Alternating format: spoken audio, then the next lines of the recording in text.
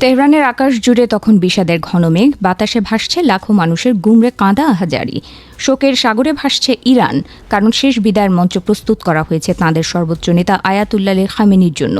বিশ্বের বিভিন্ন প্রান্ত থেকে আসা রাষ্ট্রনায়কদের ভিড় আর কোটি মানুষের চোখের জলে ভেসে যাওয়া জানাজার সেই ক্ষণেও এক অজানা শূন্যতা বারবার সামনে চলে আসছিল। সব আয়োজন পূর্ণ হলেও সেখানে অনুপস্থিত ছিলেন খোদ ইরানের নতুন সর্বোচ্চ নেতা মুজতবা খামেনি। বাবা আর স্ত্রীর কফিনের পাশে তার দেখা না মেলাটা যেন এক নতুন রহস্যের জন্ম দিয়েছে।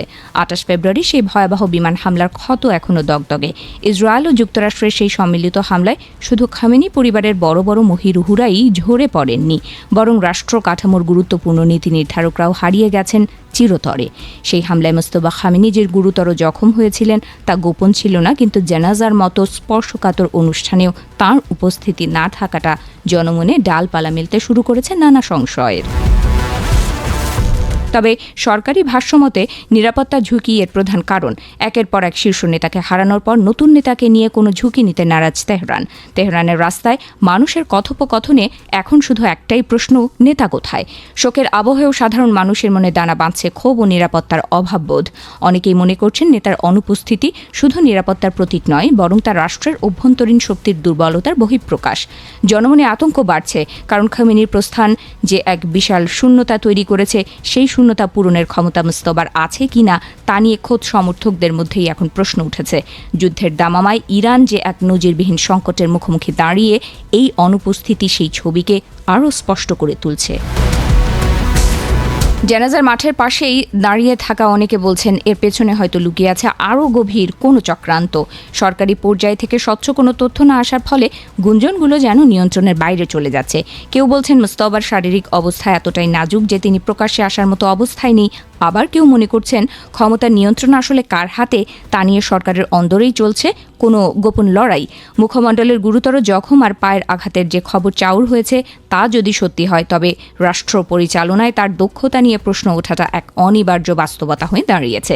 ইসরায়েলের প্রতিরক্ষা মন্ত্রী ইসরায়েল কাৎজের হিব্রু ভাষায় দেওয়া সেই হুমকি যেন বারুদের ওপর নতুন করে আগুন ঢেলে দিয়েছে। খুনিকে খুন করা হয়েছে, এই উদ্ধত ঘোষণার পর মুজতবা খামেনির জীবনের ওপর যে অন্ধকার ছায়া পড়েছে তা অস্বীকার করার কোনো উপায় নেই।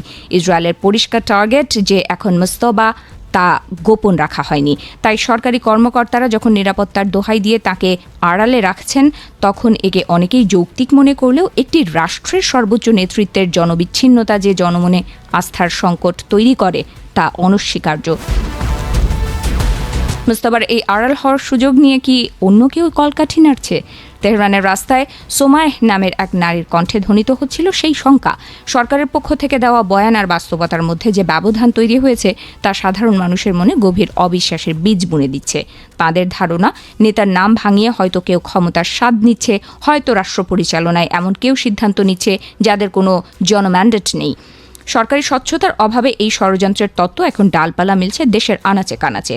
রাজনৈতিক বিশ্লেষক নেগার মোর্তাজাভির পর্যবেক্ষণ অনুযায়ী ইরানের মতো দেশের নেতার জনসমক্ষে উপস্থিতি কেবল একটি প্রথা নয়, এটি স্থায়িত্বের পরিচয়। কিন্তু এবারের প্রেক্ষাপট ভিন্ন। একদিকে শত্রুর ক্রমাগত আক্রমণ, অন্যদিকে পরিবারের একের পর এক মৃত্যু। সব মিলিয়ে মুজতবা যে এক চরম বিপর্যয়ের মধ্যে আছেন তাতে সন্দেহ নেই।